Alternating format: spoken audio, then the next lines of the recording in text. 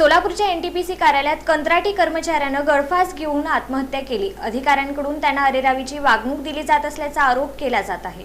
सोलापुरातील NTPC कंत्राटी कर्मचाऱ्यानं कार्यालयातच गळफास घेऊन आत्महत्या केल्याची धक्कादायक घटना शनिवारी घडली। होडगी येथील सुनील कोटाणे वय 46 यांनी आत्महत्या केल्यानं एनटीपीसी परिसरात एकच खळबळ उडाली।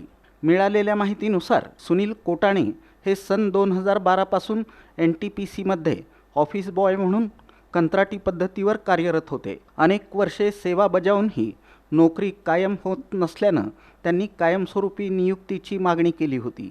याच कारणावरून संबंधित अधिकाऱ्यांकडून त्यांना वारंवार त्रास आणि अरेरावीची वागणूक दिली जात असल्याचा आरोप केला जात आहे। काही दिवसांपूर्वी त्यांना कामावरून कमी करण्यात आलं होतं। त्यानंतर विनवण्या केल्यानंतर त्यांना पुन्हा कामावर घेतलं गेलं। मात्र आर्थिक अडचणी, कर्जाचा वाढता बोजा आणि नोकरीबाबतचा मानसिक तणाव यामुळे ते प्रचंड नैराश्यात होते। अखेर शनिवारी त्यांनी एनटीपीसी कार्यालयातच गळफास घेऊन आपलं जीवन संपवलं।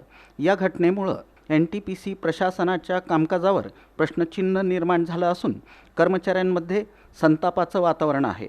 आत्महत्येमागील नेमकं कारण, अधिकाऱ्यांकडून झालेल्या कथित छळाची भूमिका आणि इतर बाबींचा तपास पोलिसांकडून सुरू आहे।